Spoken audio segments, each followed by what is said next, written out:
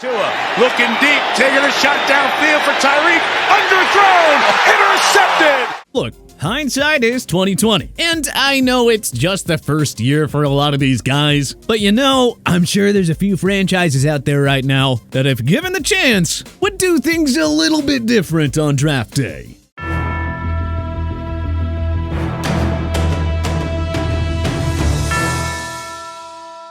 With most of the 2023 NFL season now in the books, we've had plenty of time to evaluate most of this year's draft class. While several first-year players already look like bona fide superstars, many other highly touted rookies have endured plenty of growing pains this season. As a result, we're left wondering if some teams already feel buyer's remorse over their head-scratching decisions on draft day. So, now with the benefit of hindsight, let's dive into 10 disappointing NFL rookies and analyze which players should have been taken in their spot instead. Super happy with that, but I'm in the NFL now. I'm not worried about what happened in college. Carolina Panthers, C.J. Stroud over Bryce Young. This is the easiest and most obvious redraft of this specific exercise. The Carolina Panthers acquired the top pick in a blockbuster trade with the Chicago Bears and proceeded to use it on Alabama QB Bryce Young. Then with the number 2 selection, the Houston Texans went with Ohio State signal caller C.J. Stroud. Young has struggled mightily as a rookie. He's not reading defenses and committing way too many turnovers. Through his first 8 games, Young was averaging just 195 passing yards per game and had 8 touchdowns versus 7 interceptions.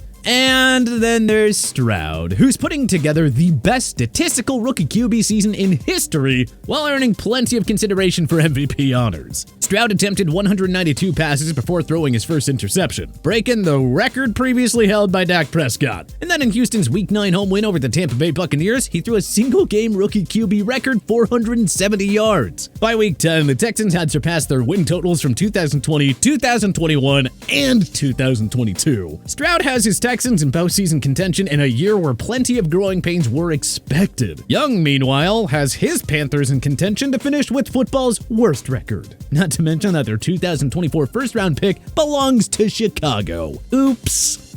Las Vegas Raiders, Jaylen Carter over Tyrie Wilson. We liked the Raiders' selection of Tyrie Wilson at number 7 overall at the time.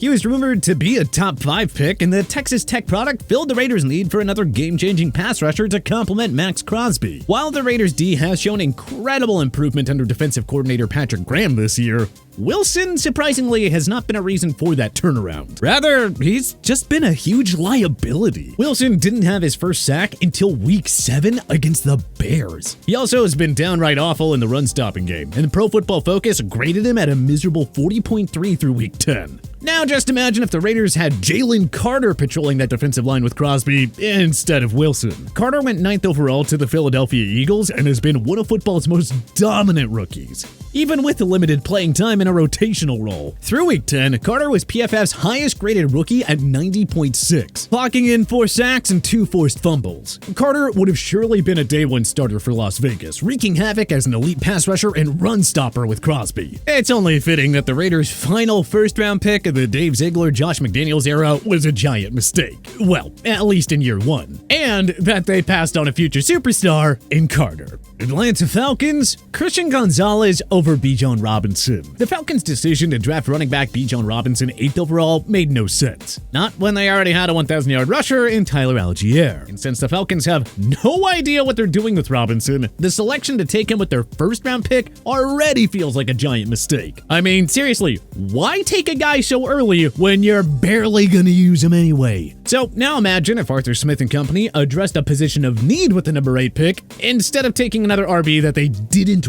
really need. Imagine if they paired star cornerback A.J. Terrell with a future superstar himself in Christian Gonzalez. Gonzalez, the number 17 pick by the New England Patriots, was playing excellent football before he suffered a season-ending shoulder injury in Week 4. PFF had him graded at 80.8, and he allowed only a 67.5 passer rating when targeted. No doubt the Patriots found a future franchise cornerstone in Gonzalez. It's just too bad that Atlanta passed on his talents in favor of another RB that they really did not need. Look, nothing against Benjon, but RBs just don't move the needle as much as they used to, especially when they're sharing the workload with another runner anyway.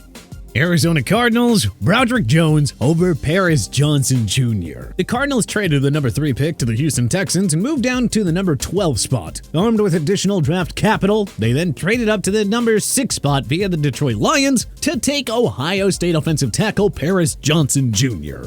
Johnson did fill an organizational need, yes, but Arizona passed on more polished and NFL-ready tackles like Broderick Jones and Peter Skoronski. In a do-over, Arizona GM Monty would most certainly choose one of those guys over Johnson Jr. Here, we're gonna go with Jones, who has been very good in a rotational role for the Pittsburgh Steelers. Per Pro Football Focus, Jones didn't allow a single sack and took just 1 penalty in his first 9 games.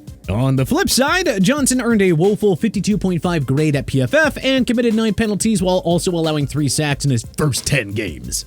Honestly, Jones, who went 14th overall to Pittsburgh, should be a starter by now. The Cards clearly wanted a plug-and-play guy and thought that they were getting that in Johnson Jr., but they simply went with the wrong offensive lineman here. Of course, Johnson Jr. can grow into a star and become the anchor of this Arizona O-line down the road. But if Arizona had a mulligan, they probably would have chosen Jones over Johnson Jr. Detroit Lions, Tua Tagovailoa over Jack Campbell.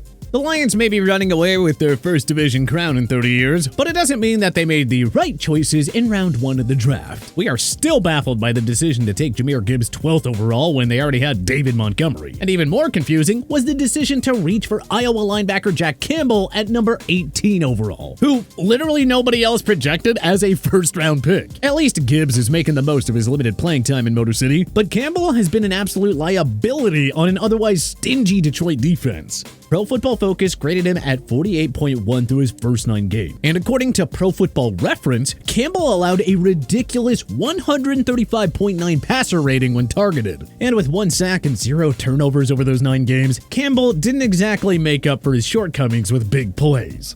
And then there's Los Angeles Chargers standout linebacker Tua Tagovailoa, whom the Bolts snagged in round 2 at number 54 overall. Amid a disappointing year by the Chargers defense, Tagovailoa has emerged as a stud edge rusher alongside Nick Bosa and Khalil Mack. Even in a limited role, Tagovailoa had 4 sacks, 7 tackles for a loss, and 15 QB pressures over his first 9 games. Campbell has been the weak link in Detroit's defense. Just imagine if Detroit had Tagovailoa lining up with Aiden Hutchinson and company instead. Dallas Cowboys, Joey Porter Jr. over Monty Smith. The Cowboys surprised many when they took Michigan defensive tackle Monty Smith with a number 26 pick. For one, they were already loaded on the D-line. Secondly, Smith felt like a considerable reach in that spot. Hindsight's 2020, but boy, do the Cowboys wish they passed on Smith, and maybe went with a more impactful player instead. Since this list is based on hindsight anyway, we'll go with Joey Porter Jr. in this spot instead of Smith, whom PFF has graded at a replaceable level player up to this point of the year. The Cowboys secondary has struggled against top-flight offenses since losing all-pro corner Trayvon Diggs for the year. Now just imagine if the Cowboys instead had Joey Porter Jr., who somehow slipped to the Steelers at number 32 overall. Porter is being used in a rotational role, which is kind of surprising given that he's played like a true shutdown corner in Steel City. Per Pro Football Reference, he allowed a 44.4 completion percentage when targeted, and an opposing passer rating of 68.0 when targeted through 9 games. Dallas's defense is already a top 10 unit, but pairing Porter Jr. with Diggs long-term would have given the Cowboys the league's top cornerback duo. At the very least, he'd be a far more, impactful player over Smith, who's honestly just been quite the liability in the Dallas run D. Green Bay Packers, Jordan Addison over Lucas Van Ness. We really didn't like the Packers' selection of Lucas Van Ness at number 13 overall to begin with. Not really because of the player, but more so because of the fact that Green Bay was loaded in the front 7 already with Devondre Campbell, Rashawn Gary, Preston Smith, Kenny Clark, Devontae White, and Quay Walker. Where exactly was Van Ness going to fit in? Well, the Packer clearly still figuring that out, because he's only seen about 1/3 of the club's defensive snaps as a rotational piece. Meanwhile, the Packers have no true game-changing pass catchers to help Jordan Love, who is enduring a tough first year as Green Bay starter. Christian Watson looks nothing like last year's rookie stud, who had 9 total touchdowns in 14 games. Jaden Reed and Romeo Doubs have made some big plays, but aren't at all suited for a WR1 role. So now imagine if the Pack took Jordan Addison, who has been the best rookie wideout this year, not named Puka Nacua. The USC product fell to the Minnesota Vikings at number 23 overall and has emerged as the ideal number 2 wideout behind Justin Jefferson. With Jefferson on the IR, Addison has elevated his game and looks every bit like a multi-time Pro Bowler. Imagine if Love had Addison as his go-to receiver. Not only would it have helped Green Bay's sluggish offense, but it would have prevented one of the Packers' main rivals from landing another game-wrecking weapon. The Packers never take wide receivers in round 1, and yet again, they look completely foolish for continuing that trend here in 2023. Washington Commanders, Brian Branch over Emanuel Forbes. The Commanders had a top 10 defense last year, so it was a little bit surprising when they took Mississippi State corner Emanuel Forbes at number 16 overall. Well, the Washington defense has surprisingly sunk to the near bottom in just about every meaningful category. Forbes' awful production as a rookie has not helped. But this D would unquestionably be in better shape with Brian Branch patrolling the secondary. Branch was widely expected to be a first-round pick, but he fell into the Lions' laps at number 45 overall. Sure enough, the versatile Alabama product has been a godsend for Detroit's defense. Forbes has been awful in coverage and has been benched by Washington several times this year. Branch, meanwhile, has been rock solid in coverage and dangerous as a ball hawker, as you saw with the pick 6 in his NFL debut against Patrick Mahomes. Branch is only getting started, too. He'll be a multi-time Pro Bowler in Motor City. And who knows where exactly Forbes will go in D.C. For the time being, he just looks like a giant bust. New York Jets, Josh Downs over Will McDonald IV. We would have liked to go with an offensive lineman here for the Jets, but no stud blockers are left for them in this do-over. So let's go with another offensive weapon that they really could have used here in Josh Downs.